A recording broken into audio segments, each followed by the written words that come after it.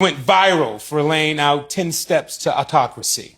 Run us through those steps so we all know.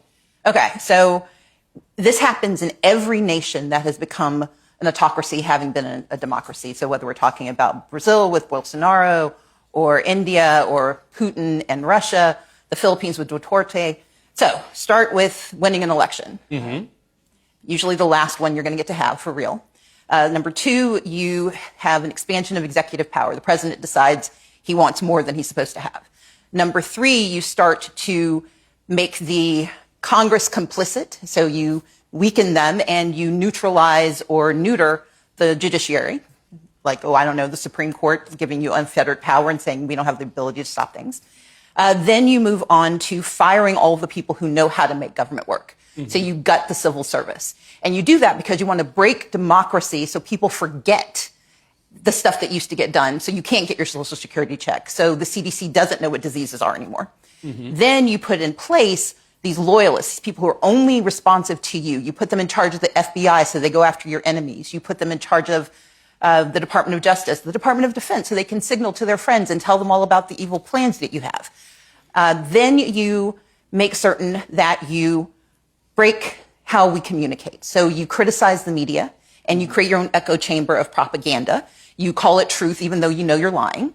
Then you go to the next step, and I call that step 7.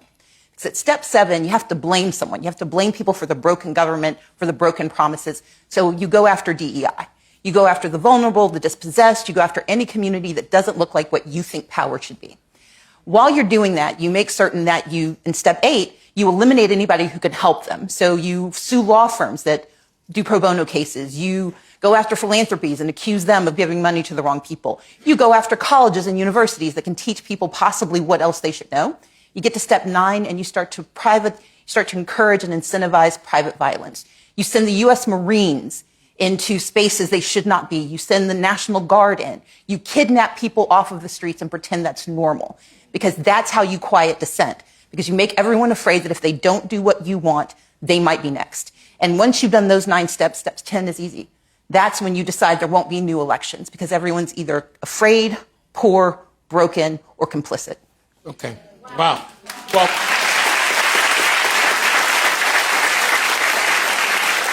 while you have the ear of the people right now and on their television sets, what is it that they can do to help avoid this and make a change in this? Thank you.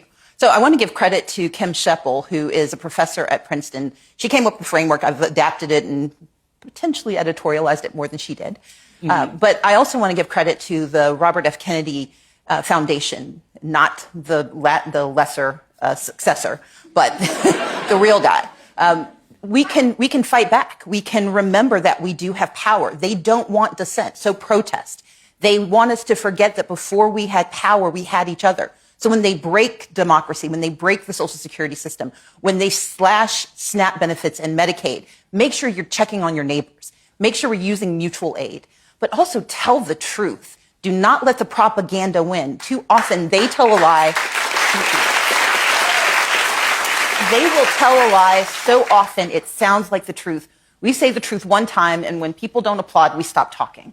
We've got to keep telling the truth, not only to push back against them, but to remind us that we are entitled to the truth.